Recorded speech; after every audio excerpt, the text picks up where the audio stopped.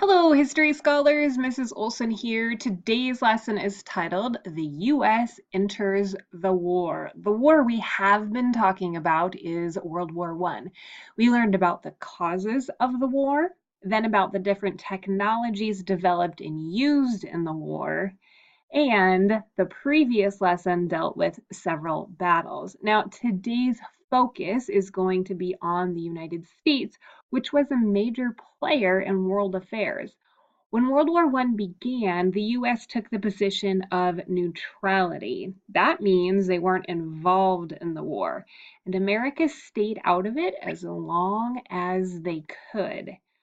Spoiler alert, the US entered the war in 1917. Do you remember when World War I started? If you said 1914, you are correct. That means that the war had been happening, can you do some math? For 3 years before the US gets involved. All right, everyone, your learning target reads that you will be able to understand why the US got involved in World War I. Make sure that you have a piece of paper and a writing utensil handy so that you can record information, or have another window open so that you can record that information electronically. Here we go with the first slide. All of the information today in this video lesson is about events that erode American neutrality. And once again, if you are not familiar with the term neutral, it just means that America did not pick sides in World War I. America was not helping anybody, not even our friends, the British and the French. That is until 1917. Okay, so here we go with the first note. Now, I am saying that Americans chose neutrality, okay? That is the official position of the Americans in World War I. Now, you make your own determination if this is truly being neutral. Through the war, the US had supplied the Allies, so our buddies, with food, equipment, and supplies. The US is not supplying weapons, technologies. They are not doing that, or so they say. Okay, now the Germans, what they wanted to do was to intercept these merchant ships, really, that are going across the Atlantic, because their purpose is to starve the British and the French. So I want to take a step back just for a moment. When a country is involved in war, and a major war like World War I, it's very hard for them to grow and produce their own food, okay?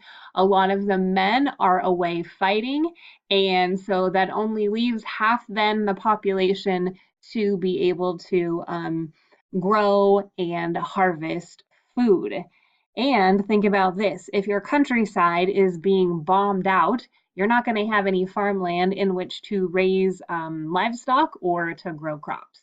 Okay, so back to this. The Germans wanted to intercept and starve the British, and so that means that they are going to start doing something to these American merchant ships.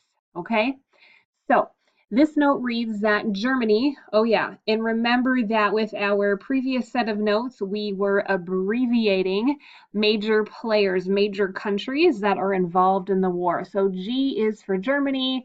B, or later on, I think I write GB, is Great Britain, and capital F is France. So Germany had sent U-boats to carry out what they called, or what we called, unrestricted submarine warfare. So the Germans have subs, which they call the U-boats. And what unrestricted submarine warfare means is that they are going to sink without warning any ships that are in waters around Great Britain. So these guys are out there patrolling in the Atlantic Ocean, and because they have more submarines than the British do, they kind of have the upper hand out there and are just going to shoot at, torpedo at any kind of ship that is trying to make its way to Great Britain. All right, so here is an image that represents the United States helping the Allies. So here we have US represented as the Great Eagle sitting atop the flag. And so here are the countries involved on the Allied side. So the big ones are going to be the Germans and the French, and we have learned a little bit about Russia. Okay. All right, so here is a painting from back in the day that demonstrates this idea of unrestricted submarine warfare. So there we have a merchant ship, and here is the German U-boat.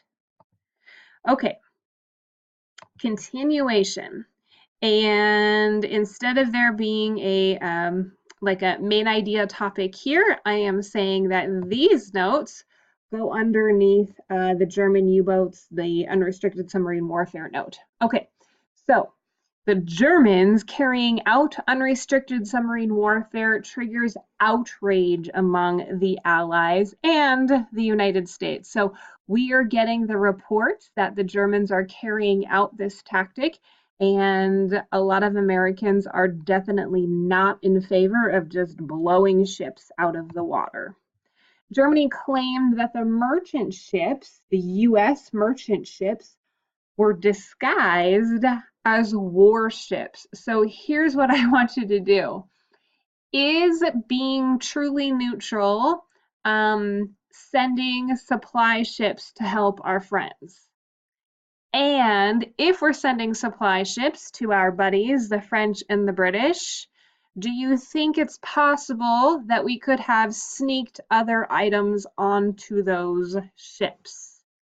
That's what the Germans believe, that it isn't just bandages and food that's going to the British and the French.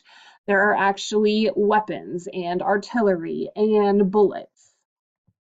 Okay, so here is a political cartoon of Uncle Sam, and it says, ruthless warfare at sea, ships enter blockade zone at their risk, pledges as to warning canceled, and it is signed Germany. Okay. This is, it's not the clearest picture, but I thought it was kind of a neat one. And this is actually a German map that shows the area around Great Britain that they were patrolling. And unfortunately, it's a little bit too blurry, but this information in boxes has dates of what was torpedoed. So the name of the ship that was torpedoed and the year. So I think you can make out most of it, although maybe not the tiny type here. Okay. All right, so continuation. There is a passenger liner called the Lusitania, and it is British. That's what that means right there. It is fired upon by a German U-boat on the 7th of May, 1915. So in this set of notes, I am giving you dates, and the dates are to provide context of what was happening and when, and all of the events that led up to the United States entering World War I. Okay, so the Lusitania was torpedoed by a German U-boat in 1915. And here's the really sad part of this story. There were over 1,200 passengers that were killed on the Lusitania because it's like a cruise ship, everybody. It isn't a merchant ship, it's just people that are going back and forth across the Atlantic. Now, out of those 1,200 passengers, there are 128 Americans, right?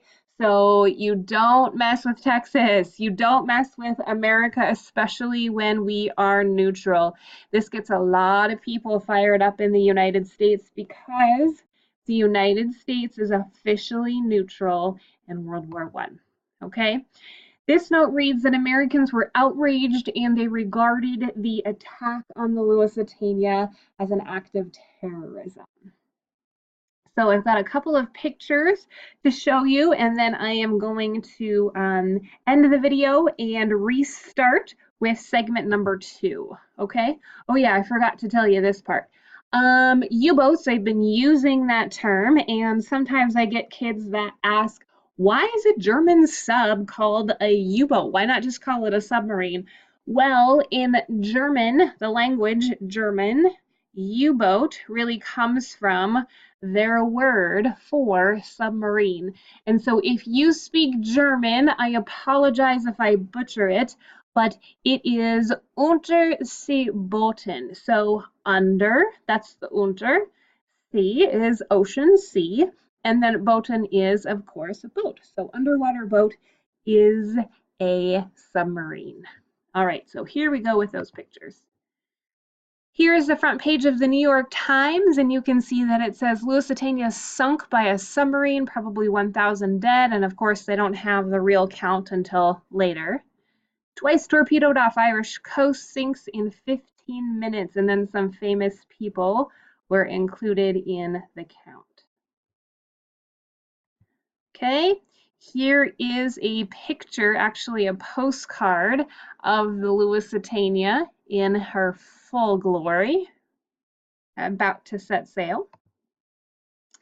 This is a diagram on how the Lusitania was torpedoed. Excuse me. Let it rest there for a second, and if you need another minute or two just to look at all the details, go ahead and pause the video. Okay, so this is where I'm going to stop it, so you can go to segment number 2 on the lesson page for the second part.